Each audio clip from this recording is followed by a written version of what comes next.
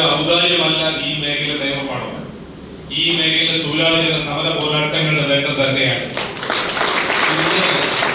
ഒരുപക്ഷെ എന്നെ ആദ്യമായി ശ്രമിക്കുന്ന ആളല്ല, എന്നെ ആദ്യമായി കാണുന്ന ആൾക്ക് ഒരുപക്ഷെ എന്നെ കണ്ട സമയത്ത് ഇവരൊരു കള്ളന്റെ ലുക്കുണ്ടോ, സൂട്ട് കടം വാങ്ങിച്ചതാണോ, പറയുന്ന സത്യമാണോ എന്നൊരു സംശയം ഉണ്ടാവാനുള്ള സാധ്യതയുണ്ട്.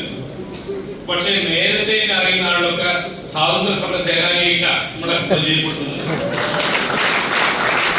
അത് ഈ കമ്പനിയുടെ പാരന്റ് കമ്പനിയുടെ ഡയറക്ടർ ഇൻഡസ്ട്രിയിലേക്ക് കാലുവെച്ച് ഫുൾ ടൈം ഈ ഓപ്പർച്യൂണിറ്റിയെ മനസ്സിലാക്കി സ്നേഹിച്ച് സർക്കാർ സർവീസിൽ ജോലി ഉണ്ടായിരുന്നത് കളഞ്ഞ് ഫുൾ ടൈം ഈ ഓപ്പർച്യൂണിറ്റി ഏറ്റെടുത്ത് ചെയ്യുമ്പോൾ കഴിഞ്ഞ 2010 മൾട്ടി ലെവൽ മാർക്കറ്റിംഗിനൊപ്പം മണി ചെയിൻ ഒരേപോലെ ഒഴുകുന്ന സമയത്ത് മൾട്ടി ലെവൽ മാർക്കറ്റിംഗ് ഏതാണ്, മണി ചെയിൻ ഏതാണെന്ന് നമ്മുടെ സർക്കാരിന് പോലും തിരിച്ചറിയാത്ത കാലത്ത് ഈ രണ്ട് മേഖലയും ഒരേപോലെ ബാൻ ചെയ്തു അന്നത്തെ സർക്കാർ.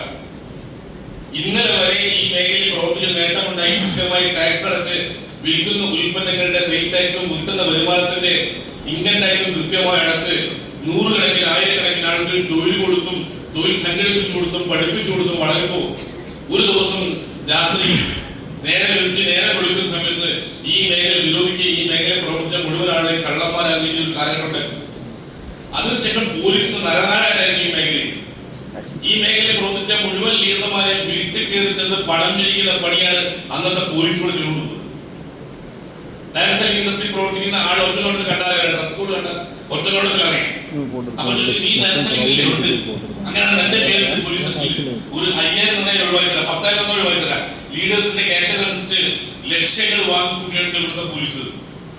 അങ്ങനെ ഈ മേഖലയിൽ പ്രവർത്തിച്ച മുഴുവൻ ആളുകൾ പുഴുക്കുത്തുകളായി മാറിയ കാലഘട്ടത്തിൽ ഈ മേഖല 100% ശരിയാണ്.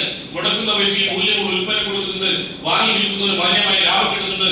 ഇത് 100% നിയമപരമായി മാറുന്ന ബിസിനസ്സാണ് തിരിച്ചറിഞ്ഞപ്പോ ഈ മേഖലയിൽ ജീവവായു ഏറ്റെടുത്ത ഒരു കൂട്ടം ആളുകൾ സംഘടിക്കുകയും കഴിഞ്ഞ 2010 കോഴിക്കോട് കേന്ദ്രീകരിച്ചുകൊണ്ട് കോഴിക്കോട് ടൗൺ ഹാളിൽ വെച്ച് ഇന്ത്യയുടെ ചരിത്രത്തിൽ ആദ്യമായി ഡയറക്ടറിനകത്ത് ഒരു തൊഴിലാളി സംഘടനയ്ക്ക് നേതൃത്വം കൊടുത്തിരുന്നു.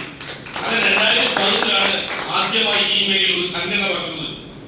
അത് AITCയുടെ ഭാഗമായിട്ട് multi level marketing employees federation ആയിരുന്നു. അന്നത്തെ AITC സംസ്ഥാന ജനറൽ സെക്രട്ടറി, പിന്നീട് അങ്ങോട്ട് CPIയുടെ സംസ്ഥാന ജനറൽ സെക്രട്ടറി ആയിരുന്നില്ല സഖാവ് കാലം രായനാണ് ആ സംഘടന ഉദ്ഘാടനം ചെയ്തത്. അദ്ദേഹം നമ്മുടെ കൂടെ ഇല്ല.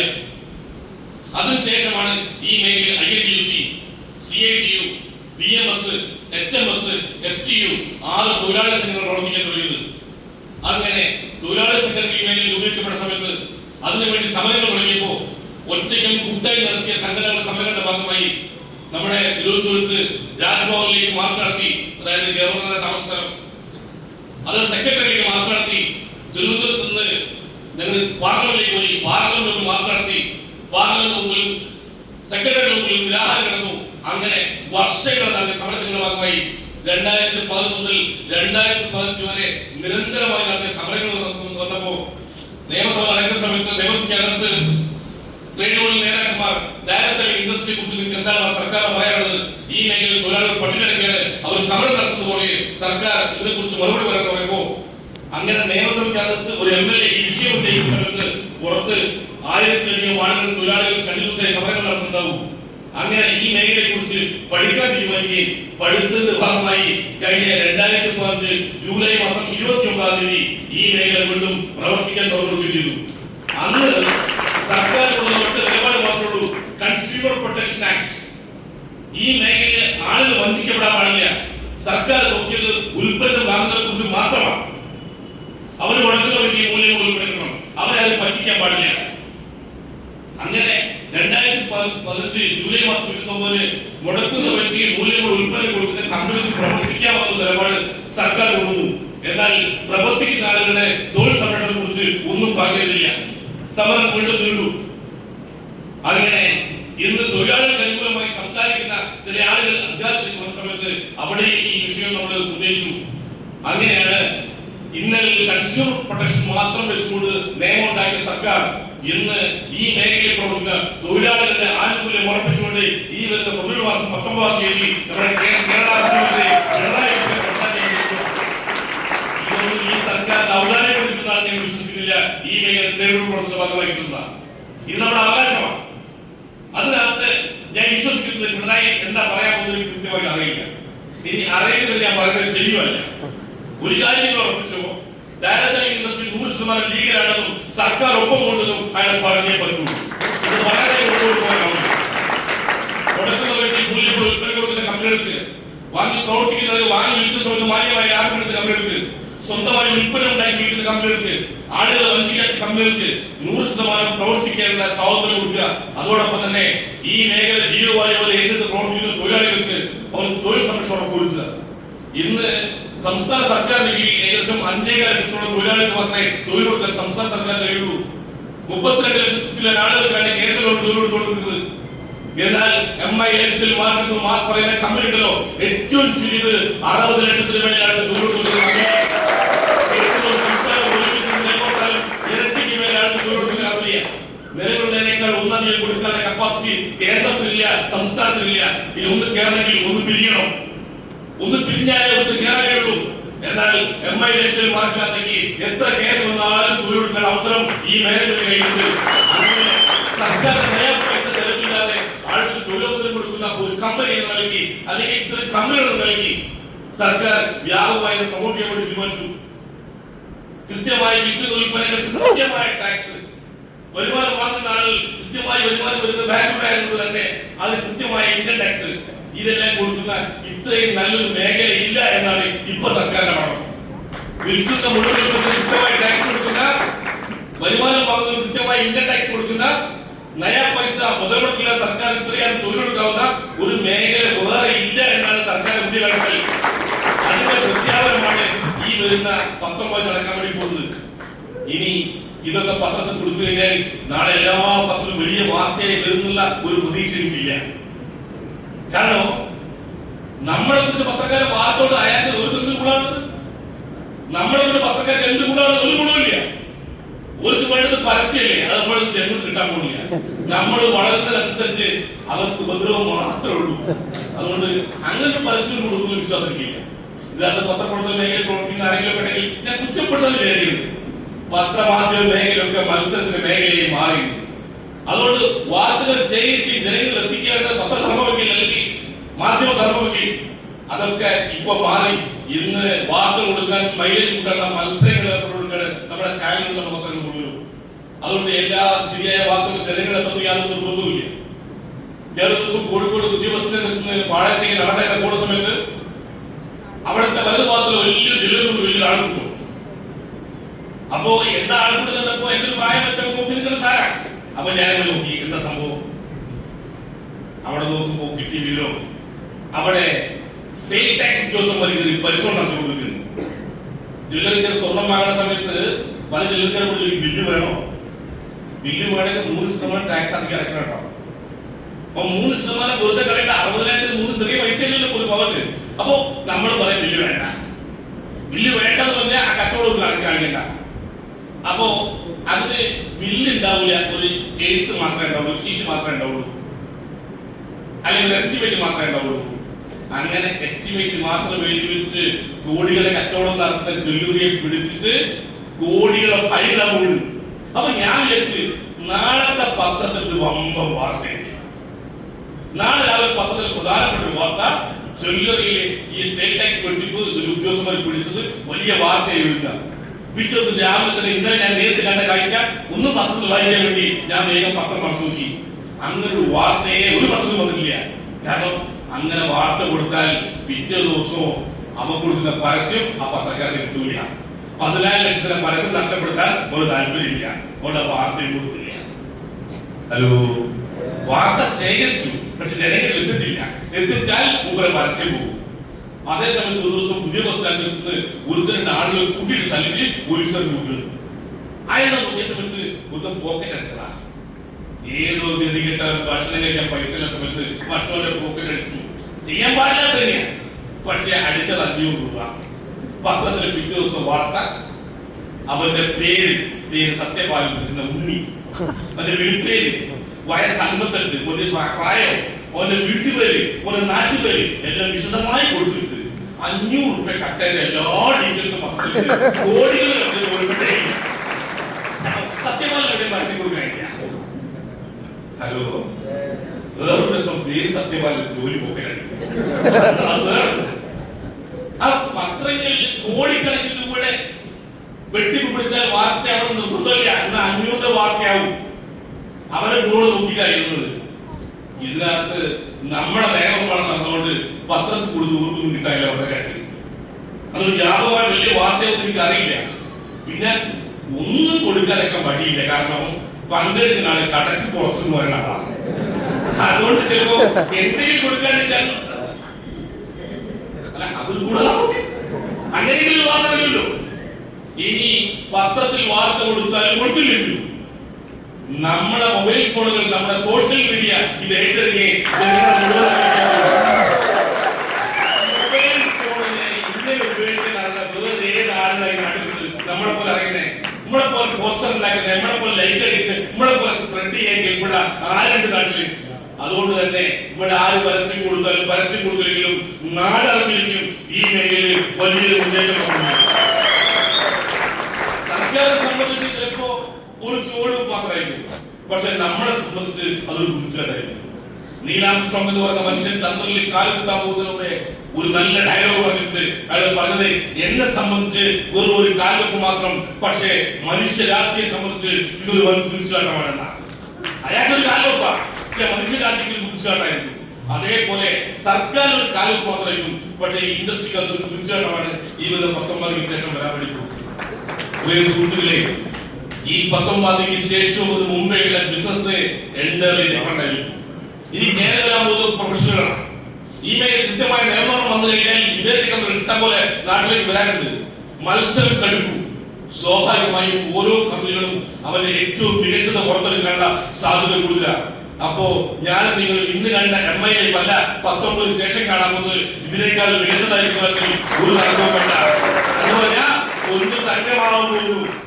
ആ മാറ്റം ഇല്ലെങ്കിൽ വരാൻ വേണ്ടി പോവുക. ഇതൊന്നും അറിഞ്ഞിട്ടും മനസ്സിലാക്കിയിട്ടും അല്ല ഞാനത് പോകുന്നത്. ഞാനതിന്റെ കൂട്ടുകാർ പറഞ്ഞത് വന്നത് മാത്രമേ ഉള്ളൂ. എന്നാ ഈ കമ്പനിയിലേക്ക് ഈ ഉൽപ്പന്നം ഉപയോഗിച്ച ഒരു കാര്യം എനിക്ക് മനസ്സിലായിട്ടുണ്ട്. ഞാൻ ഉപയോഗിച്ച ഉൽപ്പന്നങ്ങൾ മികച്ചതാണ്. ഞാൻ ആദ്യം ഉപയോഗിച്ച കഫില്ല, പിന്നെ ഉപയോഗിച്ച ലിവേന. ഞാൻ ഉപയോഗിച്ച 2 റിസൾട്ട് കിട്ടി. അപ്പൊ സ്വാഭാവികമായി അടുത്ത കുട്ടികളോട് പറയാൻ തീരുമാനിച്ചു. ആദ്യമായി എന്റെ ഇന്നത്തെ സിറ്റി സീനിയറായ നരേഷ് മാധവ് സാറോട് ഉൽപ്പന്നം കൊടുക്കുന്ന സമയത്ത് അയാളെ കുട്ടിച്ചെടി ഉൽപ്പന്നം പരിചയപ്പെടുന്ന സമയത്ത് ഇയാൾ പറയാം എല്ലാത്തിനും വില കൂടുതലാണ്. നമ്മളെ സോപ്പായി ആദ്യം പോയി 4 ഉറച്ചോട് ഞാൻ വരുന്ന സമയത്ത് അയാൾ പറയും ഇത്ര വിലയുള്ള സോപ്പ് ഈ മുന്നോട്ട് പഞ്ചായത്തിൽ ആരും ഉപയോഗിക്കുന്നില്ല. അപ്പോഴാണ് എന്റെ ശബ്ദം കേട്ട സമയത്ത് അയാളെ സീനിയറായി ഞാൻ ക്യാമ്പസിൽ പഠിച്ചതുകൊണ്ട് എന്റെ ശബ്ദം കേട്ടപ്പോ അയാളെ ഭാര്യ പുറത്തേക്ക് വിട്ടു. അയാളെ ഭാര്യ സൗമ്യമായ പുറത്തേക്ക് വിടുന്ന സമയത്ത് അവർ ചിക്കൻ ബോക്സ് വന്നത് മുഖത്ത് മുഴുവൻ കറുത്ത പുള്ളിമുട്ടാണ്. അപ്പൊ ഞാൻ ഒരു സൗമ്യ ഈ നീം സോപ്പ് തേക്കാണെങ്കിൽ മുഖത്തുള്ള കറുത്ത പാട് പോകും. അപ്പൊ സൗമ്യ പറഞ്ഞ എനിക്ക് വേണം സോപ്പ്. ഞാൻ ഒന്നാക്കണ്ട 2 3 വെച്ചോ, കാരണം ഒരു 500 രൂപയുടെ കച്ചവടം ഇരിക്കുന്ന ആഗ്രഹമുണ്ട്. ആദ്യത്തെ കച്ചവടം നടക്കല് അങ്ങനെ ആദ്യം കൊടുത്തത് നീം സോപ്പ്. ഇപ്പൊ ഞാൻ പറഞ്ഞു മാത്രം തേച്ചാൽ പോരാ, അവിടെയൊക്കെ ഫെയർനെസ് സ്കീം കൂടി പരത്തി വെക്കുന്നത് നിറം കൂട്ടി കിട്ടും, ആ കറുത്ത കലവാൻ കിട്ടും. അങ്ങനെ ഞാൻ കൂടുതൽ ഫെയർനെസ് സ്കീം കൊടുത്ത് അങ്ങനെ അതിന് കൂടെ ഫേസ് വാഷ് കൊടുത്ത് ഒരു 500 രൂപയ്ക്കാണ് പണയെ ഞാൻ ചെയ്തു കൊടുക്കുന്നത്. അങ്ങനെ ആദ്യത്തെ ഒരു ബണ്ടിലാക്കി ഒരു കച്ചവടം നടത്തി തുടങ്ങിയതാണ്. 2 ആഴ്ച കഴിഞ്ഞ സമയത്ത് സൗമ്യ മേഡത്തെ വീണ്ടും കണ്ടു. സൗമ്യ മേഡത്തിന്റെ മുഖത്തുള്ള കറുത്ത പാടുകൾ മുഴുവൻ പോയി തുടങ്ങി. എന്റെ കഷ്ടപ്പാട് പോയി തുടങ്ങി. ആ 2 പാട് ബാക്കിയാൽ മറ്റു ഉൽപ്പന്നം നമ്മുടെ കയ്യിലുള്ളത്. വിശ്വാസം ഉണ്ടെങ്കിൽ ഏറ്റെടുക്കാം, ഉപയോഗിച്ച് നോക്കാം. എന്റെ നാട്ടിലെ ഒരു മനോരത്തിന്റെ സുഹൃത്തുണ്ട്. അവന് പല്ലിന് ഭയങ്കര മഞ്ഞക്കറ, കറ പിടിച്ച് കിടക്കുന്ന മേലെ മുഴുവൻ. അവന് ഞാൻ നമ്മുടെ ടൂത്ത് പേസ്റ്റ് കൊടുത്ത് അങ്ങനെ ടൂത്ത് പേസ്റ്റ് കൊടുക്കുന്ന ഒരു പ്രതീക്ഷയായിട്ട് കറ മാറാൻ ഏറ്റവും മികച്ച പേസ്റ്റാണ് നമ്മുടെ പേസ്റ്റ് പല്ലും പറഞ്ഞിട്ട് ഞാൻ തുടക്കക്കാരല്ലേ അങ്ങനെ കൊടുത്തു. 2 ആഴ്ച കഴിയുമ്പോൾ എന്നോട് പല ആളുകൾ ചോദിച്ചു, മനോജിന്റെ പല്ല് നല്ല നിറഞ്ഞിട്ടുണ്ടല്ലോ, നീ കൊടുത്ത പേസ്റ്റ് ഉപയോഗിക്കുന്നത്. അപ്പൊ എനിക്ക് കാണാൻ കൗതുകമായി. ഞാൻ മനോജിനെ വിളിച്ചു. എന്നിട്ട് അവൻ എടുത്തു പോയി അവിടെ ചോദിച്ചു, എങ്ങനെയുണ്ടടാ പേസ്റ്റ്? അവൻ പറഞ്ഞു, ഇന്നലെ വരെ തേച്ചത് വേസ്റ്റ്, ഇപ്പൊ തേച്ചതാ പേസ്റ്റ്. മനസ്സിലായി. നാട് നിങ്ങളെ പറയാൻ തുടങ്ങി. ഈ ഓപ്പർച്യൂണിറ്റിയേക്കാൾ കൂടുതൽ ഞാൻ എന്തും പറഞ്ഞത് ഈ ഉൽപ്പന്നങ്ങളുടെ ഗുണനിലവാരം ഉപയോഗിച്ച ആളുകൾ മികച്ച അഭിപ്രായം പറയാൻ തുടങ്ങി. അങ്ങനെ കുറച്ച് കാലം കഴിഞ്ഞ സമയത്താണ് 95 എന്ന ഉൽപ്പന്നം നമ്മുടെ കയ്യിലേക്ക് വരുന്നത്. ആ 95 എന്ന ഉൽപ്പന്നം ഞാൻ സ്റ്റോക്ക് വന്ന ആളുകൾക്കും ക്യാൻസർ വന്ന ആളുകൾക്ക് നിർബന്ധിച്ചു കൊടുത്തു. എന്റെ ഒരു കൂട്ടുകാരൻ പ്രതീക്ഷ എന്ന് പറയുന്ന ഒരു കൂട്ടുകാരൻ വളരെക്കാരനാണ്. അയാള് നാട്ടിലെ പൊതുപ്രവർത്തന രംഗത്തെ ഒരു സംഘടനയുടെ ബ്ലോക്ക് സെക്രട്ടറി പ്രവർത്തിക്കുന്ന സമയം ഇത്തരം കാര്യങ്ങളെ കുറിച്ച് സമ്പത്തിനെ കുറിച്ച് അയാൾ പറയാൻ ഇഷ്ടമല്ല. പൊതുവെ മലയാളിക്ക് ഒരു കുഴപ്പമുണ്ട്, മലയാളിക്ക് പണം ഇഷ്ടമാണ്, പക്ഷെ പണക്കാരെ ഇഷ്ടമല്ല. പണക്കാരെ കാണുന്നത് അത്ര സുഖമുള്ള ഏർപ്പാടല്ല, പണം എല്ലാവർക്കും ഇഷ്ടമാണ്. അയാൾക്കും ആ കൂടുതൽപ്പെട്ട തന്നെയാണ്. പണത്തിനെ കുറിച്ച് പറയാൻ വലിയ താല്പര്യം പോരാ, പണക്കാരെ കുറിച്ച് പറയുമ്പോ താല്പര്യം പോരാ. ആളുടെ അച്ഛന് സ്ട്രോക്ക് വന്ന് കോഴിക്കോട് മെഡിക്കൽ കോളേജിൽ കിടക്കുന്നത്. അപ്പൊ ഞാൻ കോഴിക്കോട് മെഡിക്കൽ കോളേജ് വഴിയാണ് എന്റെ വീട്ടിലേക്ക് പോകുക, സോറി എന്റെ ഓഫീസിലേക്ക് പോകാന്ന്. തുടക്കകാലത്താണ്, ഫുൾ ടൈം ആയിട്ടില്ല. അപ്പോ ഞാൻ അവിടെ എത്തുമ്പോൾ വിളിക്കും, പ്രതീക്ഷ എങ്ങനെയുണ്ട് അച്ഛന്? അപ്പൊ ആള് പറയും കുഴപ്പമൊന്നുമില്ല, മാറ്റമൊന്നുമില്ല. അങ്ങനെ പറഞ്ഞു. ഏകദേശം 2 ആഴ്ച സമയത്ത് അയാൾ പറഞ്ഞു എനിക്ക് സാറിനൊന്ന് കാണണം. അപ്പൊ എനിക്ക് തോന്നി എന്തോ ഒരു കുഴപ്പമുണ്ട്. അപ്പൊ ഞാൻ വണ്ടി കോളേജിന് പുറമെ സൈഡാക്കിയിട്ട് ആളെ കാണാൻ പോയി. ആളെ എന്റെ അടുത്തേക്ക് ഇറങ്ങി വന്നു. അപ്പൊ എന്നോട് പറയണേ, പിന്നെ ഡോക്ടർമാർ പറഞ്ഞിട്ടുണ്ട് ഇനി ഇവിടെ വെച്ച് നിർത്തുന്ന ഡിസ്ചാർജ് ചെയ്ത് പോയിക്കോളെ. കാരണം ഒന്നും ചെയ്യാൻ പോലും അച്ഛൻ 83 വയസ്സായി, തീരെ ആരോഗ്യമില്ല. സ്ട്രോക്ക് വന്ന് വലത് കൈയും വലത് കാലും വലത് കണ്ണും നഷ്ടപ്പെട്ടു. ഈ കണ്ണിന്റെ കാഴ്ച പൂർണ്ണമായി പോയി. വലത് കൈ ചലിക്കുന്നില്ല, വലത് കാലം ചലിക്കുന്നില്ല. അയാൾ ചെയ്യേണ്ട സർജറിയാണ്. പക്ഷേ ഈ ആരോഗ്യ ശരീരത്തിൽ കത്തി വെക്കാൻ സർജറി ചെയ്യാൻ ഡോക്ടർമാർക്ക് ധൈര്യമില്ല. കത്തി വെച്ചാൽ മരിച്ചു. പിന്നെ അവിടെ കിടത്തി ഒന്നും ചെയ്യാനില്ല. ആകെ മൂക്കിലൂടെ പൈപ്പിട്ട് കൊടുക്കുന്ന ദ്രവരൂപത്തിൽ ഭക്ഷണം കൊടുത്തിട്ട് അത് വിട്ടുപോയാൽ നിങ്ങൾക്ക് കൊടുക്കാവുന്നുള്ളൂ. കോഴിക്കോട് മെഡിക്കൽ കോളേജിലാണെങ്കിൽ സൗകര്യം വളരെ കുറവാണ്. വെറുതെ ഒരു ബെഡ് നിങ്ങൾക്ക് വേണ്ടി മുടക്കാനില്ല, നിങ്ങൾ തിരിച്ച് വീട്ടിൽ കൊണ്ടുപോകണം. ഇതാണ് ഡോക്ടറോട് പറഞ്ഞത്. കോഴിക്കോട് മെഡിക്കൽ കോളേജിൽ ഒരാളെ തിരിച്ച് വീട്ടിലേക്ക് കൊണ്ടുപോയിക്കോ എന്ന് പറഞ്ഞാൽ അർത്ഥം എന്താ? ഡിസ്ചാർജ് ആയി പോയിക്കോ എന്ന് പറഞ്ഞാൽ അസുഖം മാറി എന്ന് വിശ്വസിക്കാം. നിങ്ങൾ തിരിച്ചു കൊണ്ടുപോയിക്കോ എന്ന് പറഞ്ഞാൽ അർത്ഥം എന്താ? ഏകദേശം തീരുമാനമായതാണ്. അത് പ്രതീക്ഷ മനസ്സിലാക്കിയിട്ടുണ്ട്. ആള് എന്നോട് പറഞ്ഞേ, സാറേ മെഡിക്കൽ കോളേജ് തിരിച്ചു കൊണ്ടുപോകാൻ ഡോക്ടർ പറഞ്ഞേ. അപ്പൊ ഞാൻ പറഞ്ഞേ, അങ്ങനെ പറഞ്ഞിട്ടുണ്ടെങ്കിൽ നിങ്ങൾ ധൈര്യമായി ഉൽപ്പന്നം കൊടുത്ത് ഇവിടുത്തെ 95 എന്നൊരു പ്രൊഡക്റ്റ് ഉണ്ട്, അതൊന്ന് കുടിച്ചു നോക്കാൻ പറഞ്ഞേ. അത് പറഞ്ഞ ശേഷം എനിക്കൊരു പിടി അല്ല, തിരിച്ചു കൊണ്ടുപോകാൻ പറഞ്ഞ മുതലല്ലേ അതിനെ 95 അടുത്ത മരിച്ചു പോയിട്ട് അത് എന്റെ തല്ലാവുക എന്റെ പിടി. വടകരക്കാരെ തല്ല് നല്ല നല്ല ചൂടുള്ളതല്ല, അത് കൊള്ളാൻ എനിക്ക് ഒരു താല്പര്യമില്ല. ആ വടകര നാളെ ഞാൻ അങ്ങോട്ട് പിന്നെ തല്ലല്ല വെട്ടാൻ ഉണ്ടാവുക. എന്തിനാ അത് ഞാൻ കൊള്ളുന്നത്? ഇതാണ് എന്റെ ചരിത്രമില്ല. പറയാൻ പറയുകയും ചെയ്തു. പിന്നെ ഞാൻ പറഞ്ഞു ഇതാ പിന്നെ ഞാൻ പറഞ്ഞു കൊടുക്കണ്ട, നിങ്ങൾ ഈ ഉൽപ്പന്നം ഡോക്ടറോട് കൊണ്ട് കാണിക്കാം, നിങ്ങൾ ഡോക്ടറോട് ചോദിച്ച് കൊടുക്കാൻ പറ്റുന്നത് ഡോക്ടർ പറഞ്ഞു കൊടുത്താൽ മതി. അപ്പൊ അന്ന് തന്നെ 95 ബോക്സ് കൊടുത്ത് അന്നത്തെ കോഴിക്കോട് മെഡിക്കൽ കോളേജിലെ പ്രൊഫസർ കണ്ട് അവിടുത്തെ ഹെഡിനെ കണ്ടിട്ട് ഈ ഉൽപ്പന്നം കൊണ്ട് ജലമനസിലെ ഹെഡിനെ കണ്ടിട്ടോ ഈ ഉൽപ്പന്നം കാണിച്ചു. എന്നിട്ട് ചോദിച്ചു ഇത് അച്ഛന് കൊടുക്കാൻ പറ്റുന്നു. ഡോക്ടർ ഇന്റലിജൻസ് എന്ന് വായിച്ചിട്ട് പറഞ്ഞു ഇത് നല്ല ഉഗ്ര ഇന്റലിജൻസ് ആണല്ലോ, ഇങ്ങനത്തെ ഒരു ഫ്രൂട്ട് ജ്യൂസ് എനിക്ക് പറയാനില്ല, ഇത് ധൈര്യമായി കൊടുക്കുക. ഇതെവിടെ കിട്ടിയത് നിങ്ങൾക്ക്? അപ്പൊ ആളുകൾക്ക് ഓൺലൈൻ കിട്ടിയ അതുകൊണ്ട് എന്നെ സത്യപ്പെടുന്ന പോലെ നിങ്ങൾ ധൈര്യമായി കൊടുക്കുമെന്ന് പറഞ്ഞു. അങ്ങനെ ഈ 95 വീട്ടിൽ കൊണ്ടുപോയി വളർന്നു നിൽക്കുന്ന വലത് കൈ ഇറങ്ങാത്ത ഇടത് കൈ വലത് കൈ ഇറങ്ങാത്ത വലത് കാൽ ഇറങ്ങാത്ത വലത് കാഴ്ച നഷ്ടപ്പെട്ട ആ മനുഷ്യന് കൊടുത്തു. മൂക്കുള്ള പൈപ്പിട്ട് അതോട് ഒഴിച്ചു കൊടുക്കുന്നത് ഏകദേശം 2 ആഴ്ച കൊടുക്കുന്ന സമയത്ത് വലത് കൈയും വലത് കാലും പതുക്കെ അനക്കാൻ തുടങ്ങി. തൊട്ട് നോക്കിയ വേദന ഫീൽ ചെയ്യുന്നുണ്ട്, ഉള്ളിൽ നോക്കിയ വേദന ഫീൽ ചെയ്ത് പതുക്കെ അനക്കാൻ തുടങ്ങുന്നുണ്ട്. അങ്ങനെ 2 മാസം അത് കണ്ടിന്യൂസ് കൊടുത്ത് ഞാൻ ചോദിച്ചിട്ട് എങ്ങനെയുണ്ട് അച്ഛന്? ആള് പറഞ്ഞു ഒന്ന് വീട്ടിൽ വരണം. വടകരയിൽ എന്തോ വർക്കിന് പോയ സമയത്ത് തിരിച്ചു വരുമ്പോ വടകര മണിയിലാണ് ഈ വീട്, ഞാൻ മണിയിൽ വഴി ഇറങ്ങി. അങ്ങനെ വീട്ടിലേക്ക് പോകുമ്പോ ഒരു ശേഖരം ചൊവ്വാഴ്ച ഉച്ച സമയത്താണ് കയറി ചെല്ലുന്നത്. ആ സമയത്ത് മുറ്റത്ത് വേണ്ടി ഈ മനുഷ്യൻ നടക്കുന്നു. താമരശ്ശേരിക്കടുത്ത് ഖത്തർ എന്ന സ്ഥലത്ത് സുരേഷ് എന്നൊരു കോൺട്രാക്ട് മെക്കാനിക്കൽ, അയാൾക്ക് സ്ട്രോക്ക് വന്ന് ഇതേപോലെ വലത് കൈയും വലത് കാലും പോയി. മറ്റേ ജീവൻ തിരിച്ചിട്ട് കണ്ണിലെ കാഴ്ച കിട്ടിയിട്ടില്ല. വലത് കൈയും വലത് കാലും ഒക്കെ ആ കൈയോട് ഭക്ഷണം കഴിക്കുന്ന കാണുന്നത് കേട്ടോ. കിട്ടാത്തത് കിട്ടിയവരെ ശരിയായി. ഈ സുരേഷ് ഒരു അടുത്തക്കാരാണത്. ഇയാൾക്ക് ഇതേപോലെ തന്നെ സ്ട്രോക്ക് വന്നു. 90 കൊടുക്കാൻ പറഞ്ഞു. 95 കൊടുത്ത് ഞാൻ ചില കാണാൻ പോകുന്ന സമയത്ത് അയാൾക്ക് വലത് കൈ കൊണ്ട് ഭക്ഷണം കഴിക്കാനാണ് ഏറ്റവും വലിയ ആഗ്രഹമോ അതിന് കഴിയുന്നില്ല. 95 കണ്ടിച്ച് കൊടുക്കാൻ പറഞ്ഞു, ചമ്മിത്തരം തീർക്കാൻ പറഞ്ഞു, ബ്ലഡ് പ്രഷർ കഴിക്കാൻ പറഞ്ഞു, വെല്ലാതെ കഴിക്കാൻ പറഞ്ഞു. ഭയങ്കര വിശ്വാസം കഴിക്കാൻ തുടങ്ങി. അങ്ങനെ ഒരു ദിവസവും ഒരു മീറ്റിംഗിൽ പങ്കെടുക്കാൻ വേണ്ടി അയാൾ താല്പര്യത്തോടുകൂടി വായുടെ കൂടെ കാർ കയറി വന്നു. അപ്പൊ ഞാൻ പറഞ്ഞു നല്ല മാറ്റങ്ങളാണ്, നല്ല മാറ്റമുണ്ട്, ഇപ്പൊ കൈ പൊങ്ങുന്നത് പക്ഷെ വായിലേക്ക് എത്തുന്നില്ല. നിലവിലുള്ള അവസ്ഥ വെച്ച് കുറച്ച് ദിവസം കഴിയുമ്പോൾ അത് നടക്കുന്ന വിശ്വാസം നല്ല വിശ്വാസത്തോടെ കഴിച്ച് ഇക്കഴിഞ്ഞ ഒരു 6 മാസത്തിന് ശേഷം വീട്ടിൽ ഞാൻ കോഴിക്കോട് ഒരു മീറ്റിംഗിന് പോയ സമയത്ത് ഭാര്യയും ഭർത്താവും ഭാര്യയുടെ ബിന്ദു ടീച്ചറും ഈ സുരേഷ് ഏട്ടനോട് മീറ്റിംഗ് സെന്ററിൽ ഞാൻ ചോദിച്ചു എങ്ങനെയാ വന്നത്. അപ്പൊ ബിന്ദു ടീച്ചർ പറയുന്നത് ബൈക്കിലാ വന്നത്. ആരാ ബൈക്ക് ഓടിച്ചത്? സുരേഷ് ഏട്ടനാ ഓടിച്ചത്. എന്റെ ടീച്ചറെ ജീവനിൽ പുതിയുള്ള ആരെങ്കിലും ഇയാളെ പുറകിൽ വണ്ടി കയറുമോ? വളരെ അനങ്ങാതെ പോയ മനുഷ്യന്റെ പുറകിൽ ജീവനിൽ പുതിയുള്ള ആരെങ്കിലും കയറുമോ? അപ്പൊ ടീച്ചർ പറയണേ ഇന്നലെ മുമ്പ് തെങ്ങിന് കൊടുത്തൊരു തേങ്ങ വലിച്ചിട്ട് അതായത് ഇതാ കുറച്ച് റിസൾട്ട്. കാരണം നമ്മുടെ നാട്ടില് സ്ട്രോക്ക് വന്ന് കിടന്നു പോകുന്ന ക്യാൻസർ ചികിത്സിക്കുന്ന ആൾക്ക് നിങ്ങൾ ഈ ഉൽപ്പന്നം കൊടുക്കും. ക്യാൻസറിന്റെ ഏറ്റവും മികച്ച മരുന്നാണ് ഇത് മാത്രം കൊടുക്കുന്നത് ഞാൻ പറയുന്നില്ല. പക്ഷേ അവരുടെ ജീവിതത്തിൽ മാറ്റം ഉണ്ടാകുന്നു. ക്യാൻസർ പ്രതിരോധിക്കാൻ ഇതിനേക്കാൾ മികച്ച ഉൽപ്പന്നം നമ്മുടെ നാട്ടിൽ കിട്ടാനില്ല. എന്തുകൊണ്ടാണ് നിങ്ങൾ ഡോക്ടറോട് ചോദിക്കും ക്യാൻസർ വന്നാൽ എന്താ ചെയ്യേണ്ടത് സാർ, ക്യാൻസർ വരാതിരിക്കാൻ എന്താ ചെയ്യേണ്ടത് സാർ? ഡോക്ടർ നല്ല ആന്റിബയോട്ടിക് കഴിക്കാൻ പറഞ്ഞത്. നമ്മുടെ 95 എന്ന് പറഞ്ഞത് ഇന്ത്യയിലായിട്ട് കിട്ടാവുന്നതിന് ഏറ്റവും മൂല്യമുള്ള ആന്റിബയോട്ടിക്. ക്യാൻസർ വരാതിരിക്കാനും വന്നവർ വലിയ മാറ്റം ഉണ്ടാക്കാൻ സഹായിക്കും. പറഞ്ഞാൽ തീരാത്ത എക്സ്പീരിയൻസ് പറയാണ്ട് അത്രയ്ക്ക് മികച്ച ഉൽപ്പന്നങ്ങളാണ് നമ്മുടെ കയ്യിലുള്ളത് എന്ന് ഞാൻ പറഞ്ഞിട്ടുള്ളൂ. അതുകൊണ്ട് ഇന്ന് ആദ്യമായി വരുന്ന ആളുകൾ ഇതിനകത്ത് ലക്ഷങ്ങൾ കോടികൾ കിട്ടുമെന്നതിന് പകരം ആ ജീവിതത്തിൽ വിശ്വസിക്കും. മുടക്കുന്ന ആവശ്യത്തിന് മൂല്യമുള്ള ഉൽപ്പന്നം കിട്ടും, അത് വാങ്ങി ഉപയോഗിക്കും.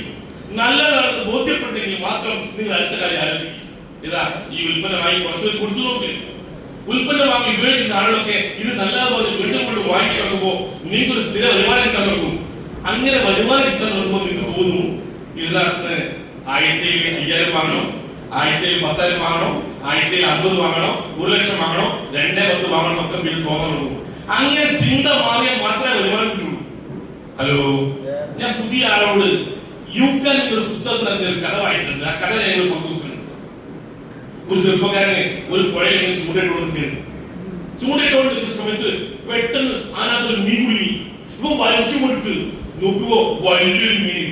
മൂപ്പര് ആ മീനെടുത്ത് ചൂണ്ട പകർത്ത് ഊരിയെടുത്ത് ഒന്നും കൂടി നോക്കി വലിയൊരു മീൻ മൂപ്പരെ പുഴയിലേക്ക് ഇട്ടിരുന്നു. പിന്നെ നിൽക്കാണ് കുടുങ്ങിയ ഒരടുത്ത മീൻ വലിച്ചു കൊണ്ടിട്ട് നോക്കുമ്പോ ഒരു ചെറിയ മീൻ മൂപ്പര് വേഗം ചൂണ്ട കോരി പൊട്ടയിലിട്ട്. പിന്നെ ഇങ്ങനെ ചൂണ്ട കൊടുക്കുന്നത് കുടുങ്ങിയ വലിയ മീൻ മൂപ്പര് പുറത്തെടുത്ത് പതുക്കെ ചൂണ്ടകരി മീനിന്റെ വെള്ളത്തിലേക്ക് ഇട്ട്. പിന്നെ മൂപ്പര് ചൂണ്ടിട്ട് ഒരു മീൻ കുടുങ്ങി നോക്കുമ്പോൾ ചെറുതാണ് എടുത്ത് പൊട്ടയിലിട്ട്. അടുത്ത പോലത്തെ പുഴയിലേക്ക് അടുത്ത ചെറുത് പൊട്ടയിലേക്ക്. കണ്ടോണ്ടിരുന്ന കുട്ടികളെ ചോദിച്ച് അല്ലടാ പൊട്ട എന്ത് പണിയാണ് നീ ചെയ്യുന്നത്? എന്ത് വലിയ മീനൊക്കെ നീ പുഴയിലേക്ക് ചെറിയ മീനെ പൊട്ടയിലേക്ക് എന്ത് പണിയാണ്? അപ്പൊ അമ്മക്ക് നിനക്കത് പറയടാ എന്റെ വീട്ടിലെ ചട്ടി ചെറുതാണ്, ചട്ടി ചെറുതാണ്. ഹലോ, ചെറിയ ചട്ടിയിലേക്ക് വലിയ മീൻ കയറൂല. ഈ ചട്ടിയിലേക്ക് 2-10 കയറാൻ പ്രയാസം. അത് കയറി ഈ ചട്ടി മാറ്റണം. ഈ ചട്ടി മാറ്റാൻ നിരന്തരമായി ട്രെയിനിങ് വേണം. ഇന്നലെ ഇല്ലായ്മയിൽ വലിയ നേട്ടങ്ങളിലേക്ക് കടന്നുപോയി ലീഡേഴ്സ് കാണാം. ഇന്നലെ എങ്ങനെയാണോ നിങ്ങൾ എങ്ങനെയാണ് കയറി വന്നത് അതേപോലെ ഇന്നലെ കയറി വന്ന് ഇതിനൊപ്പം പ്രവർത്തിക്കാൻ തുടങ്ങി. ഉൽപ്പന്നമായി ഉപയോഗിച്ച് വിശ്വസിച്ച് മറ്റുള്ളവർക്ക് റിസൾട്ട് കിട്ടി ആളുകൾ ബിസിനസ്സിലേക്ക് കൊണ്ടുവന്ന് അവന് നേട്ടം ഉണ്ടാക്കി കൊടുത്ത് നേട്ടം ഉണ്ടാക്കി ആളുകൾ കാണാൻ പരിചയപ്പെട്ട അവസരം കിട്ടും. അങ്ങനെ മാത്രമേ ഈ ചിന്ത മാറുള്ളൂ. അതല്ലാത്തത്തോളം കാലം ഈ സ്റ്റേജിലേക്ക് കൂട്ടിട്ടൊക്കെ വാടകയെ കൂട്ടിട്ടോറായിരുന്നു. ഇവരൊക്കെ കംപ്ലീറ്റ് ആളുകളിലേക്ക് തോന്നുള്ളൂ. ഹലോ, അത് മാറണമെങ്കിൽ നിങ്ങൾ ഈ ഉൽപ്പന്നം ഉപയോഗിക്കുകയും ഇതിന്റെ ഭാഗമായി മാറുകയും വേണം. അപ്പൊ ഞാൻ പറയുന്നത് മുടക്കുന്ന പൈസയിൽ മൂല്യമുള്ള ഉൽപ്പന്നം കിട്ടും, വാങ്ങി വിറ്റാൽ മാന്യമായ ലാഭം കിട്ടും. നിങ്ങൾ അതിലേക്ക് ആളുകൾ ഇൻട്രൊഡ്യൂസ് ചെയ്ത് കഴിഞ്ഞാൽ അവരൊക്കെ ചെയ്യുന്ന ബിസിനസിന്റെ ഒരു 4% കമ്പനി മാറ്റി വെക്കുകയും അത് ഒരാഴ്ചയിൽ 450 രൂപ മുതൽ 2,10,000 വരെ കൊടുക്കാവുന്ന ഒരു പ്ലാൻ കമ്പനി ഉണ്ടാക്കിയിട്ടുണ്ട്. ആ പ്ലാനിൽ പ്രവർത്തിക്കുന്ന മുഴുവൻ ആളുകളും പ്രവർത്തിച്ചാൽ വരുമാനം കിട്ടും. ഹലോ, പ്രവർത്തിച്ചാൽ വരുമാനം കിട്ടും. വെറുതെ നയാ പൈസ കിട്ടില്ല. നിങ്ങൾ മറ്റേ മണി ചെയിൻ കമ്പനിയിൽ കേട്ട കാര്യമുണ്ടല്ലോ. ഈ മണി ചെയിൻ കമ്പനികളൊക്കെ നിങ്ങൾ ഒന്നും ചെയ്യേണ്ട, പൈസ കൊടുത്താൽ മതി, അവർ ലക്ഷങ്ങളും കോടികളും തിരിച്ച് ലാഭം തന്നെ പറയും. അങ്ങനെ കുറെ ആൾ പൈസ ഇടും. ആദ്യമായി മണി ചെയിൻ കേൾക്കുന്നത് ഒരു ടെസ്റ്റ് ഡോസായി ഒരു 5,000, 10,000, 50,000 രൂപ. എന്നിട്ട് വരുമാനം കിട്ടുന്നുണ്ടോ നോക്കൂ. അത് കിട്ടാൻ തുടങ്ങി 3 മാസം കിട്ടിക്കഴിഞ്ഞാൽ പിന്നെ ഒരു ഉറപ്പായി പിന്നെ ഒരു 5 ലക്ഷം 50 ലക്ഷം ഉള്ളൂ. ആ പൈസ പോയി കിട്ടും. അങ്ങനെ നല്ല പൈസ മുഴുവൻ പോയത്. ഇവിടെ ആ മാതിരി ഏർപ്പാടില്ല. വെറുതെ പൈസ ഉണ്ടാക്കാൻ പണിയില്ല. പ്രവർത്തിക്കാൻ മനസ്സുണ്ടോ? നിങ്ങൾക്ക് വരുമാനമുണ്ട്, വെറുതെ ഒന്നും കിട്ടില്ല. ഹലോ, പരിശ്രമിക്കാൻ തയ്യാറുള്ള നേട്ടം ഉണ്ടാക്കുന്ന ഓപ്പർച്യൂണിറ്റിയുടെ പേരാണ് MILC മാർക്കറ്റിംഗ് പറയുന്നത്. മനസ്സിലാക്കില്ലേ? മനുഷ്യന്റെ ഭാഷ അപ്പൊ അങ്ങനെ പരിശ്രമിച്ചാലേ കഴിക്കുള്ളൂ. വെറുതെ കോടീശ്വരനാക്കാനുള്ള ഒരു ഓപ്പർച്യൂണിറ്റി നമ്മുടെ കയ്യിലില്ല. മുടക്കിലെ പക്ഷേ മൂല്യം ഉൽപ്പന്നം പറഞ്ഞാൽ ഇത്രയും കാലം നിങ്ങൾ അധ്വാനിച്ച കാശ് ഏതോ കടയിൽ കൊടുക്കുന്ന ഉൽപ്പന്നം വാങ്ങിയില്ലേ, അതേപോലെ ഇവിടെ കാശ് തന്നാൽ ഇവിടെ ഉൽപ്പന്നം കിട്ടും, നിങ്ങൾ വഞ്ചിക്കപ്പെടില്ല. ഇനി ഇത്രയും കാലം നമ്മുടെ നാട്ടിൽ പണമുണ്ടാക്കിയ ആളാരാ? ഒരു കച്ചവടക്കാര, ബിസിനസ്സുകാരാ. ഈ നാട്ടിലെ കോടീശ്വരന്മാർ ബിസിനസ്സുകാരാ. ആ ബിസിനസ്സുകാർ അവർ ആഗ്രഹിക്കുന്നുണ്ടെങ്കിൽ നിങ്ങൾക്ക് ഇവിടെ ഉൽപ്പന്നങ്ങൾ വാങ്ങി വയ്ക്കാം. നിങ്ങളെ മലപ്പുറം ടൗണിലെ മുഴുവൻ കച്ചവടക്കാരും എവിടുന്നോ ഹോൾസെയിൽ വാങ്ങി ഉൽപ്പന്നം MRP വിൽക്കുന്നത്. ഇതേപോലെ നമ്മുടെ ഗോഡൌണിൽ ഹോൾസെയിൽ വാങ്ങി ഉൽപ്പന്നം നിങ്ങൾക്ക് MRP വിറ്റ് കാശിലാക്കാം.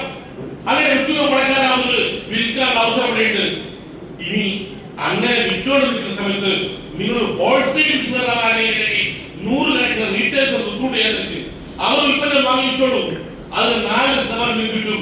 അവനെ പഠിപ്പിച്ച് വളർത്തി വലുതാക്കാനുള്ള ഒരു ഉത്തരവാദിത്വം നിങ്ങൾ ലഭിക്കും.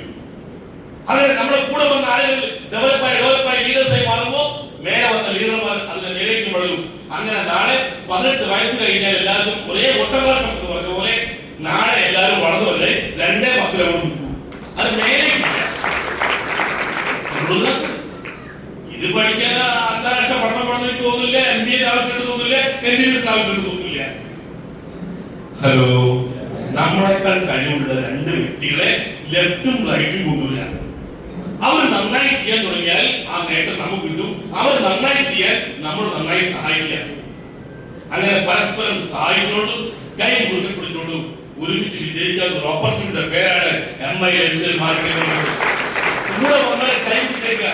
പുതുതായി വന്ന ആളോട് എനിക്ക് പറയണത്, നിങ്ങൾ ലീഡർ പോയി കൈപ്പിക്കുന്നല്ല, നിങ്ങളെ കയ്യിൽ കാണിച്ച പോലെ ലീഡർ മുറുകെ പിടിച്ചോളൂ. അവർ രക്ഷപ്പെടുന്നവരെ നിങ്ങൾ കൊടുക്കും. ഒരു ദിവസം വലിയ പ്രളയം വന്ന സമയത്ത് ഒരു ഉപ്പയും മോളും കൂടി രക്ഷപ്പെടാൻ ഓടുമ്പോ പാലത്തിൽ കയറിയ സമയത്ത് വെള്ളം കുതിച്ചു വരുന്നത് കണ്ടപ്പോ ഉപ്പ കൈ കൊടുത്ത് മോള് പറഞ്ഞു, മോളെ ഉപ്പാനെ കൈ മുറുകെ പിടിച്ചോട്ടോ, വെള്ളം കുതിച്ചു വന്നോണ്ടിരിക്കുകയാണ്. അപ്പൊ മോള് പറയണേ, വേണ്ടപ്പ നിങ്ങൾ എന്റെ കൈ പിടിച്ചാൽ മതി. കാരണം എന്താ പറഞ്ഞാൽ മലവെള്ളപ്പാസിൽ കയറുന്ന സമയത്ത് മോള് ഉപ്പാനെ കൈ പിടിച്ചാൽ ആ കൈ വിട്ട് പോകാനുള്ള സാധ്യത ഉള്ളത് മോൾക്കറിയാം. പക്ഷേ ഉപ്പ മോളെ കൈ പിടിക്കുന്നെങ്കിൽ ആ മനസ്സിൽ ശ്വാസം ഉണ്ടെങ്കിൽ ആ കൈ വിട്ട് പോകുന്നത് ഉറപ്പുണ്ട്. വിട്ടുപോകാനുള്ള സാധ്യതയുണ്ട്. പക്ഷേ നിങ്ങൾ കൈവിട്ടുന്നത് ഞങ്ങളാണ് കൈപിടിക്കുന്നെങ്കിൽ ശാസ്ത്രം ഉണ്ടെങ്കിൽ ആ പോലെ കൊണ്ടുപോകാൻ അങ്ങനെ കൂടെ വന്ന നേട്ടം ഉറപ്പിച്ചുകൊണ്ടാ എല്ലാ നേട്ടവും ഉണ്ടാക്കുന്നത്. ഹലോ, അപ്പോൾ ലീഡേഴ്സ് കൂടെ ഉണ്ടെന്ന് ഒരുമിച്ച് പ്രവർത്തിച്ചാൽ ആർക്ക് രക്ഷപ്പെടാം. പക്ഷേ ഇതിനകത്ത് പല ആളുകളും പറയുന്നത് ആഴ്ചക്ക് 2-10 അത്ര വേണ്ടായിരുന്നു, ഒരു 1000, 2000, 5000, 10,000 നോക്കായിരുന്നു. ഇതാ ചില പ്രശ്നം. നിങ്ങൾ അങ്ങനെ ചിന്തിക്കല്ലേ. നിങ്ങൾ ഇപ്പൊ 2-10 ചിന്തിക്കേണ്ട, വെറുതെ ആൾക്ക് 2-10 തരുന്നില്ല. നിങ്ങൾ ഇപ്പൊ ആഴ്ചക്ക് 1000 മാത്രം ചിന്തിച്ചാൽ മതി. പിന്നെ കൂടെ വരുന്നത് 1000. അതായത് ഞാൻ പുതിയ ആളുകൾ കേൾക്കാൻ പറയാം കേട്ടോ. പണ്ടൊരു രാജകൊട്ടാരത്തിൽ ഒരു വലിയ ഘടികാരന്റെ ക്ലോക്ക് ഉണ്ടായിരുന്നു. ആ ക്ലോക്ക് ഇങ്ങനെ അടിച്ചോണ്ടിരിക്കുകയാണ്. അപ്പാണ് പുതിയ ജനറേഷനിൽ ആരും പോയിട്ട് അതിനൊരു അനന്തര ക്ലോക്ക് വിളിച്ച് അനന്തര ക്ലോക്ക് നീണ്ടു കറങ്ങാറാണ്.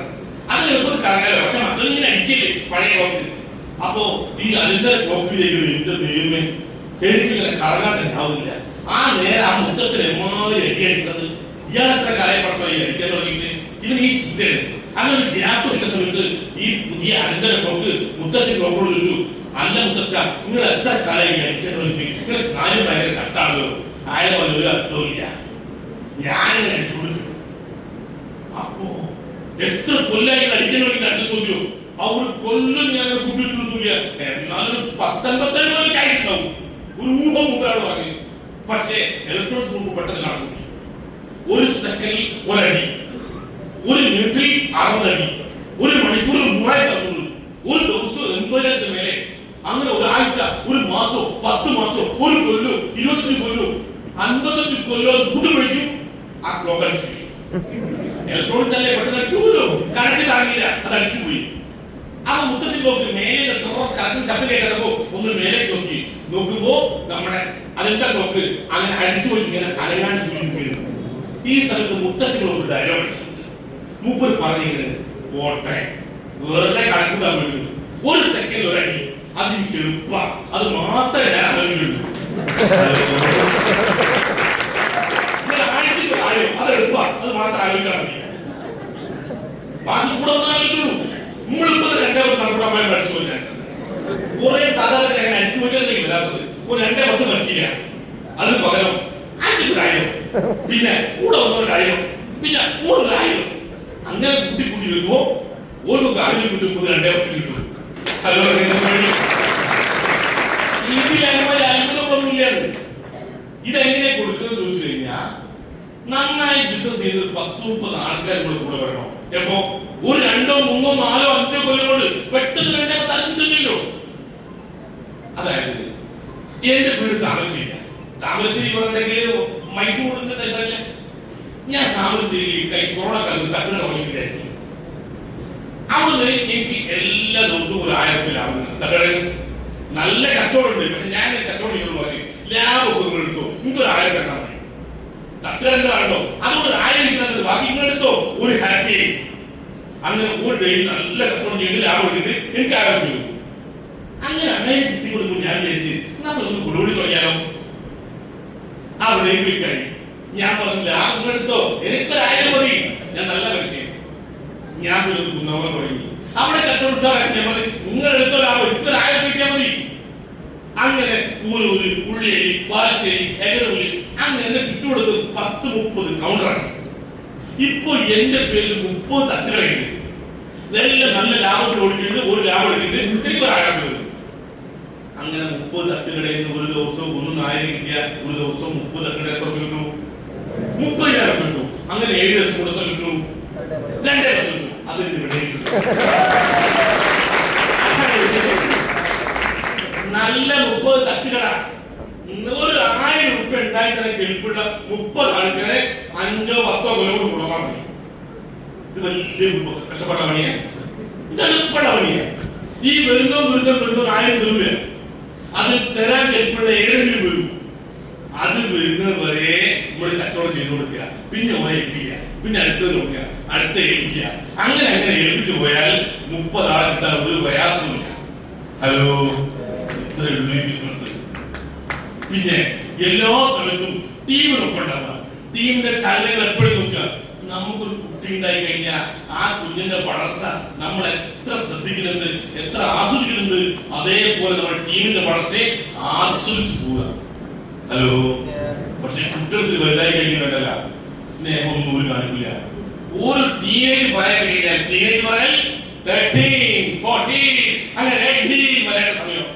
ആ പ്രായം വല്ലാത്തൊരു കുട്ടിത്തരുന്ന സമയം. നമ്മളത് കഴിഞ്ഞ് വന്നു പറയണം. ആ സമയത്ത് തോന്നും എന്റെ അച്ഛൻ ശരിയില്ല, എന്റെ അമ്മ ശരിയില്ല, ഉപ്പ ശരിയില്ല, ഉമ്മ ശരിയില്ല. ശരി മുഴുവൻ എന്റെ കൂട്ടുകാർ മാത്രമാണ്. കൂട്ടുകാരാ ശരി. ഇവര് പഴയ ആളാണ്, പഴഞ്ചാണ് നമ്മൾ പറഞ്ഞെടുക്കുന്നത്. അങ്ങനെ കിട്ടുന്ന വിശ്വാസം ആ ടീനേജ് കഴിയുന്ന വലിയ പണിയാണ്. അപ്പോഴേക്കും 18 കഴിഞ്ഞാൽ എല്ലാവരും നിയമ സപ്പോർട്ട് കിട്ടി. പിന്നെ നമുക്ക് ഒരു റോളും ഇല്ല. അങ്ങനെ ഒരു കുട്ടി ഒരു 10-12 വയസ്സിൽ കഴിഞ്ഞപ്പോഴേക്കും അത്രയും കാലം സ്നേഹിച്ച ഉപ്പയെ, അച്ഛനെ, അമ്മയെ തള്ളി പറയുന്നു. എന്റെ കൂട്ടുകാരെ ശരി, ഞാൻ ഓരോട് കാണാൻ കൂടും. നിങ്ങളെ ഈ പഴയ ലോകത്തിലാണ് ഞാൻ ജീവിക്കുന്നത്. എനിക്കറിയാം എന്റെ കഴിവൊക്കെ. നിങ്ങൾ എനിക്ക് കൂടുതൽ കാശില്ല. ഞാൻ വലുതായി വളർന്നു വലുതായി ഞാൻ സ്വന്തം ചിന്തിക്കും. നിങ്ങൾ ചെയ്യാൻ പറ്റുന്നില്ല. അച്ഛന്മാർ എന്ത് ചെയ്യാൻ? ഒന്നും ചെയ്യാനില്ല. അങ്ങനെ ഒരു ദിവസവും ഇവിടെ ടൂർ പോകാൻ തീരുമാനിച്ചു നോർത്തിലേക്ക്. അച്ഛൻ പറഞ്ഞു പോലെ മോളെ, അമ്മ പറഞ്ഞു പോലെ മോളെ, ഒറ്റയ്ക്ക് പോലെ മോളെ. ഓള് പറഞ്ഞ ഒറ്റയ്ക്ക് പോകും. ഇങ്ങനെ പരിചയമൊക്കെ പരിചയപ്പെടും. അതെനിക്ക് സന്തോഷമുണ്ട്. എന്റെ കഴിവോ ഭയങ്കര, എനിക്ക് ഇങ്ങനെ സപ്പോർട്ട് വേണ്ട. അങ്ങനെ മോള് പോകാൻ തീരുമാനിച്ച് ഓള് ബാഗ് പാക്ക് ചെയ്ത് അവിടെ പോയി. ഒരു ദിവസവും ഈ കൂടെ സമയത്ത് ഓളെ അമ്മ ഒരു ചെറിയ കച്ചയ്ക്ക് മോളെ ബാഗിലിട്ടു. മോളെ എന്തായാലും പോകാൻ തീരുമാനിച്ചു പോയിക്കോ. മോള് എവിടെന്നെങ്കിലും പെട്ടുപോയി തോന്നിയ, വിഷമിക്കുന്നു തോന്നിയ, വേദനിക്കുന്നു തോന്നിയ, കരയുന്നതിന് മുമ്പേ അമ്മ വെച്ച കത്ത് നോക്കണം. അന്ന് മാത്രം നോക്കിയാൽ മതി. കത്തതിനകത്തുണ്ട്. അവിടെ നോക്കിയിട്ട് അവിടെ പോയി കയറി. അപ്പോൾ നിറയെ ആളുകൾ, ഒരുപാട് ആളുകൾ പരിചയപ്പെട്ടു. പക്ഷെ ഓരോ സ്റ്റേഷൻ കഴിയുമ്പോൾ മലയാളികൾ അങ്ങനെ ഇറങ്ങാൻ തുടങ്ങി. രാത്രിയാകുമ്പോഴേക്കും മലയാളം പോലെ ഇറങ്ങി. പിന്നെ കയറിക്കൊണ്ടൊരു കംപ്ലീറ്റ് ഹിന്ദിക്കാരാണ്. ഓരോ ചുണ്ടു ഓരോ പല്ലും ഓരോ ചിരിയും ഓരോ ഭാഷയും ഓരോ അടുത്തുള്ള നോട്ടും കുട്ടി പേടിയാൻ തുടങ്ങി. അങ്ങനെ എല്ലാവരും കൂടി ഒരുമിച്ച് ഇവിടെ നോക്കുമ്പോ കുളിത്തീരാൻ തുടങ്ങി. ഒന്നും മിണ്ടാനാളില്ല, സഹായിക്കാനാളില്ല. എല്ലാം ഹിന്ദിക്കാർ പഠിച്ചോനെ നാളെ നേരം കൊടുത്തു കിട്ടോ എന്നെ പിച്ച് ചീന്തി പോകുന്ന പേടി. പെണ്ണിക്കാലത്ത് കരയുന്നതിന് മുമ്പാണ് അമ്മ വന്ന് ഓർമ്മ വന്നത്. ബാഗിന്റെ അതൊരു കത്തുണ്ട്, കരയുന്നതിന് മുമ്പ് നോക്കിക്കൊള്ളോ. അപ്പോ ഒരു വേഗം സൈഡിൽ വന്നിട്ട് കത്തെടുത്ത് വായിച്ചു നോക്കി. കത്തിൽ അത് എഴുതിച്ചിട്ട് മോളെ ഇനി പേടിക്കേണ്ട, തൊട്ടടുത്ത ഭൂമിയിൽ അച്ഛനും അമ്മയുണ്ട്, ഞങ്ങളുടെ കൂടെ മുഴുവൻ പോണോ. ഒരെവിടെ പോയി പെടാൻ പാടില്ല. പെടാതെ സംരക്ഷിക്കുന്ന ഉത്തരവ് നമ്മളാ. പുതിയ ആൾക്ക് കൊല്ലില്ല എഴുതുള്ളൂ. ഇത് പത്രത്തെ പരസ്യം കൊടുത്താലോ ടി വി ചാനൽ ആര് കൊടുത്താലോ ഇതൊക്കെ ഞങ്ങൾ ചെയ്ത് തോറ്റു കഴിയാ. ഇതൊന്നും ഇങ്ങനെ ചെയ്യേണ്ട ആവശ്യമില്ല. നിങ്ങളുടെ ബുദ്ധിണ്ടാക്കിയുണ്ട്, നിങ്ങളുടെ പഠിച്ച സ്കൂളിൽ ഹെഡ്മാസ്റ്റർ ഇതൊക്കെ ഞങ്ങൾ ചെയ്ത് പരാജയപ്പെടാം. അതുകൊണ്ട് അതൊന്നും നിങ്ങൾ ചെയ്യാൻ പോണ്ട. ലീഡർമാർ പറയുന്ന പണി മാത്രം ചെയ്യാം. ഇതാ നിങ്ങൾ ഈ ബിസിനസ് വന്ന് ആദ്യത്തെ പണി കുറച്ച് ഉൽപ്പന്നം വാങ്ങി ഉപയോഗിക്കുക. ആ ഉൽപ്പന്നം വാങ്ങി ഉപയോഗിച്ച് ബോധ്യപ്പെട്ടാൽ ഉൽപ്പന്നം മറ്റുള്ളവർക്ക് കൊടുക്കുക. അത് കഴിഞ്ഞാൽ വീട്ടിൽ ഒരു ഹോമിൽ ചെറിയൊരു മീറ്റിംഗ് വെക്കണം. വീട്ടിൽ ചെറിയൊരു മീറ്റിംഗ്, വലിയ ആൾക്കൂട്ടല്ല, 5, 8, 10 ആളുടെ മേലെ വേണ്ട. നമുക്ക് ഏറ്റവും വേണ്ടപ്പെട്ട കുറച്ച് പേരുടെ മീറ്റിംഗ് വീട്ടിൽ വെക്കണം. ആ വീട്ടിൽ വെച്ചുകൊണ്ട് ഈ ബിസിനസ് ഒന്ന് ഒരു ഹോം മീറ്റിംഗ് കൂടെ പറഞ്ഞു വെക്കണം. പിറ്റേ ദിവസം രാവിലെ പോയി ഒരെല്ലാ സംശയം തീർക്കണം. അവരെ ബിസിനസ് കൊണ്ടുവരണം. എന്നിട്ട് അവരുടെ വീട്ടിൽ വീണ്ടും മീറ്റിംഗ് വെക്കണം. എന്റെയും അവന്റെയും കൂട്ടുകാരൻ ഒരു കൂട്ടുകാരുണ്ടാവും, അവരെ പുറകെയിരിക്കണം. അങ്ങനെ അടുത്ത പ്രദേശങ്ങളിലേക്ക് ഈ ബിസിനസ് കൊണ്ടുവരണം. അല്ലാണ്ട് ഇന്ന് മലപ്പുറം തുടങ്ങി നാളെ തിരൂർ അളിയപ്പോയി കണ്ട് അളിയെ വടകര അളിയപ്പോയി കണ്ട് അവിടെ അളിയെ കാസർഗോഡ് അളിയപ്പോയി കണ്ട് പിന്നെ മംഗലാപുരം തീർത്തു. കാസർഗോഡ് തിരിച്ചു അളിയെ പോയിട്ടുണ്ട്. അങ്ങനെ ചെയ്യാൻ ബിസിനസ് അല്ലാണ്ട് കേട്ടപാടെ വണ്ടി വിളിച്ച് പോകേണ്ട ഓപ്പർച്യൂണിറ്റി അല്ല. കേട്ടപാടെ ഇത്തേക്ക് വണ്ടി വിളിച്ച് ആളുകൾ ഓപ്പർച്യൂണിറ്റി. ഇത് അടുത്ത അയൽവാസികളെ ഏറ്റവും വേണ്ടപ്പെട്ടവരെ ആദ്യം ഓപ്പർച്യൂണിറ്റി ലഭിക്കുക. എന്തിനാണെന്നറിയോ? നാളെ രക്ഷപ്പെടുന്ന സമയത്ത് എന്റെ ഏറ്റവും വേണ്ടപ്പെട്ടവർ രക്ഷപ്പെട്ടിട്ട് ഉറപ്പുവരുത്താൻ വേണ്ടി.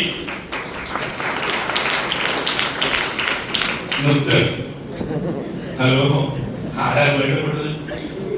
അതെനിക്കറിയില്ല. നിങ്ങൾക്ക് വേണ്ടപ്പെട്ടതാണെന്ന് എനിക്കറിയില്ല. നമുക്കിപ്പോ വീട്ടിൽ കല്യാണത്തിന് 2000 ആൾക്കാർ, 1000 ആള്, 500 ആളൊക്കെയാണ്. പക്ഷെ കൊറോണ വന്ന സമയത്ത് 500 200 100 120 ഏറ്റവും വേണ്ടപ്പെട്ട 20 ആളെ വെച്ചുകൊണ്ട് കല്യാണം നടത്തിയിട്ടുണ്ട്. ബാക്കിയുള്ള സമ്പ്രദായിക്കില്ല. ആ 20 ആരാധന എനിക്കറിയില്ല. അടുത്ത ബന്ധുക്കളുണ്ടാവും, അടുത്ത അയൽവാസി ഉണ്ടാവും, അടുത്ത സുഹൃത്തുണ്ടാവും. ആരാധന അറിയില്ല.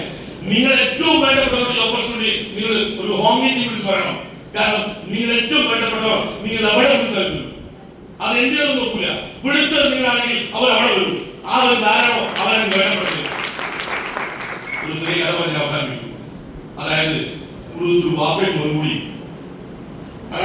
തന്തൂരി വീട്ടിൽ ആടിച്ചുള്ളു.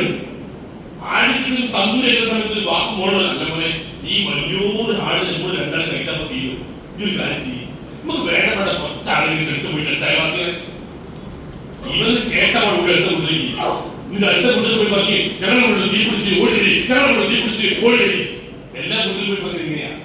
വീട്ടിൽ നോക്കുന്ന സമയത്ത് പിന്നെ വീട്ടിൽ പറഞ്ഞ് നല്ല പുകയായിരുന്നു. അപ്പൊ ഉറപ്പിച്ച് തീ പിടിച്ചെങ്ങനെ ആളുകൾ ഓടിക്കൂടി. ഓടി വന്നു ഇവിടെ ആടിച്ചുകൊണ്ടിരുന്നത് വാപ്പ തിരിച്ചുകൂടെ അല്ലെങ്കിൽ ഓരോ കഷ്ടം ഇറച്ചിയ കൊടുത്തത് വന്നോളൊക്കെ ഹാപ്പി.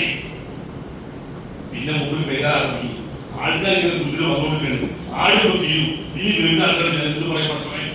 അത് മാത്രമല്ല ക്ഷണിക്കാൻ പോയ മോന് കഷ്ടം ഉണ്ടാവുമല്ലോ. ഇതാണ് എഴുതാറ്. ഭാഗ്യവശാല് ആൾക്കാർ വന്നവർക്ക് മുമ്പോട്ട് കഷ്ടം കൊടുത്ത് പിന്നെ ആളുകളില്ല. പിന്നെ മോനെ ഓരോ കളി കഷ്ടമാണത്.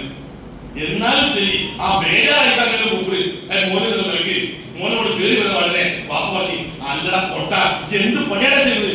ഞാൻ എന്നോട് നമുക്ക് വേണ്ടപ്പെട്ട കുറച്ച് ആളെ വിളിക്കാൻ പറഞ്ഞപ്പോ എല്ലാ വീട്ടിൽ പോയി ഇവിടെ കൊണ്ട് തീപിടിച്ച് ഇവിടെ കൊണ്ട് തീപിടിച്ചത് നാട്ടുകാരെ ഓടിക്കൂടെ വാപ്പ എവിടുന്നാണ് എല്ലാവർക്കും കഷ്ടം ആട് കൊടുക്കുക. ഓൻ ചോദിക്കുന്നത് അല്ല വാപ്പ ഈ വേണ്ടത്തുള്ള നിങ്ങൾക്ക് എങ്ങനെ മനസ്സിലാവുക? നമ്മളെ വീട് തീപിടിച്ച് പറഞ്ഞാൽ ആരാ ഓടുന്നത്? ഓനെ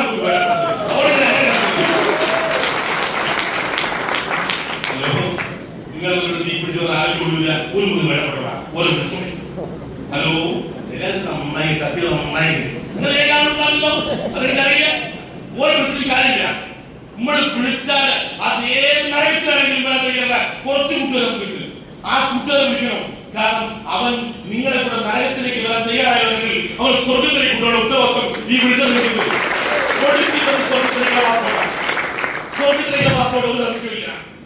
പണിയെടുക്കാൻ മനസ്സുണ്ടെങ്കിൽ രക്ഷപ്പെടാമെന്ന ഓപ്പർച്യൂണിറ്റി, അങ്ങനത്തെ മികച്ച ഓപ്പർച്യൂണിറ്റി കൊടുക്കാൻ ആളുകളെ നിർബന്ധിക്കണം. നിർബന്ധിച്ച് ഈ ഓപ്പർച്യൂണിറ്റി കൊടുക്കണം. അവരെ പഠിപ്പിക്കണം, അവരെ വളർത്തണം. അവൻ വലിയ നേട്ടം ഉണ്ടാക്കുമ്പോ ആ നേട്ടം നമുക്ക് ആസ്വദിക്കാം. അവൻ കണ്ടിന്യൂസ് 2 വർഷം വാങ്ങുമ്പോ നമുക്ക് കണ്ടിന്യൂസ് 2 വർഷം വാങ്ങാം. ഹലോ, ഇനി വല്ല പഠിക്കണ്ട? ഇനിയും സംശയം ഉണ്ടോ? ഉണ്ടെങ്കിൽ ചെയ്യൂല. ഇത്രയൊക്കെ മതി. മനസ്സിലായ കാര്യത്തിലുള്ളൂ. മുടക്കുന്ന പൈസ മൂല്യം ഉൾപ്പെടുത്തണോ? ഞാൻ വഞ്ചിക്കപ്പെടരുത്, അത് ഉറപ്പ്. നിങ്ങൾ വാങ്ങി വിറ്റാൽ മാന്യമായി ലാഭം വേണം. അതല്ല കച്ചവടത്തിലെ മര്യാദയാണ്. അതവിടെ ഉണ്ട്. നിങ്ങൾ ആളെ ഇൻഫ്ലുവൻസ് ചെയ്ത് അവൻ കച്ചവടം ചെയ്തിട്ട് അത് 10 രൂപ വരുമാനം നമുക്ക് തരാം. അത് തരുന്നുണ്ട്. ഇനി എന്താ പഠിക്കാനുള്ളത്? ഇനി പഠിക്കാൻ നിന്ന് കഴിഞ്ഞാൽ നിങ്ങൾ അവസരം പോകും. അതായത് 2 കുട്ടികൾ വീട്ടുകാരെ മറ്റേ 10ാം സ്തോത്രമുണ്ട്. രണ്ടാമത് കാട് കാണാൻ ഇറങ്ങി. കാട്ടിലേക്ക് പോകുന്ന സമയത്ത് മുട്ടോളം കൂട്ടിട്ടുണ്ട്. ജംഗിൾ കൂട്ട് പറയും. മുട്ടോളം ഷൂട്ടുണ്ട്. ടാപ്പിലേക്ക് വരുന്നത്. അങ്ങനെ ഷൂട്ട് 2 ഇങ്ങനെ പുല്ല് മാറ്റി നടക്കുക. അപ്പോൾ പെട്ടെന്ന് ഒരു പുലിയുടെ മുറച്ച കിട്ടുന്നത്. ആ പുലിയുടെ മുറച്ച കിട്ടപ്പോഴേക്കും ആ 10ാം ക്ലാസ്സിലെ മറ്റൊരു പുലിയുടെ ശബ്ദം കേൾക്കുന്നത്.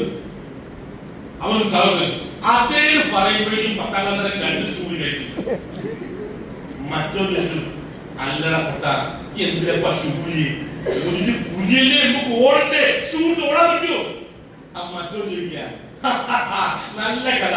ഈ കാട്ടിൽ പുലി ഓടുന്നതിനേക്കാൾ വേഗത്തിൽ ഷൂ ഒഴിവാക്കിയാൽ ഓടാൻ പറ്റുമോ? ഷൂ ഇടാനാണ് ഓടുന്നതെങ്കിൽ തന്നെ പുലിയേക്കാൾ വേഗത്തിൽ എനിക്ക് കാട്ടിൽ ഓടാൻ പറ്റുമോ? അത് ഭയങ്കര സയൻസാ. മറ്റോ പറഞ്ഞ് എനിക്ക് പുലിയേക്കാൾ വേഗത്തിൽ ഓടണ്ട, എന്നേക്കാൾ വേഗത്തിൽ ഓടിയാൽ ജീവൻ പോവാൻ നേരത്തെ സയൻസ് ഇപ്പൊ മുടക്കി മൂല്യം സാധനോ വാങ്ങിച്ച ലാഭം കിട്ടു. നിയമപരമാണോ? ആണെങ്കിൽ ഇപ്പൊ ചെയ്യാൻ അതല്ലേ പഠിച്ച് ഭ്രാന്തായിട്ട് ചെയ്യാം. എനിക്ക് അതിന്റെ ഭ്രാന്തില്ല. എനിക്കൊരു ഉറപ്പായി നീ ആരെയും പറ്റിക്കുന്നില്ല. എനിക്ക് 2ാമത്തെ ഉറപ്പായി ഞാൻ ആരെയും പറ്റിക്കുന്നില്ല. എനിക്ക് 3ാമത്തെ ഉറപ്പായി കൂടുതൽ ആളുകൾ എണ്ണം കൂടിയാൽ ഞാൻ രക്ഷപ്പെടും. കാരണം കൂട്ടമായ പ്രാർത്ഥനയ്ക്കും കൂട്ടമായ പ്രവൃത്തിയും വലിയ റിസൾട്ട് ലോകത്ത്. ആ കൂട്ടമായ പ്രവർത്തനത്തിലേക്ക് ഓരോരുത്തരെയും ക്ഷണിച്ചുകൊണ്ട് ഈ പ്രസന്റേഷൻ വളരെ മനോഹരമായി തയ്യാറാക്കിയ നമ്മുടെ സുബിസാറിനെ എക്സ്പീരിയൻസ് ഓരോ ലീഡേഴ്സും അതിലുപരി ഇത്രയും സമയം ഇതിൽ ബാക്കി എല്ലാവരോടും മാറ്റി വെച്ച് ഇത്രയും സമയം സ്പെൻഡ് ചെയ്ത എല്ലാവർക്കും കൃത്യമായ നന്ദിയും വിജയാശംസകളോട് നിങ്ങളെ കാണാനായിട്ട് പ്രാർത്ഥിച്ചുകൊണ്ട് ഈ പ്രസന്റേഷൻ അവസാനിക്കുന്നു.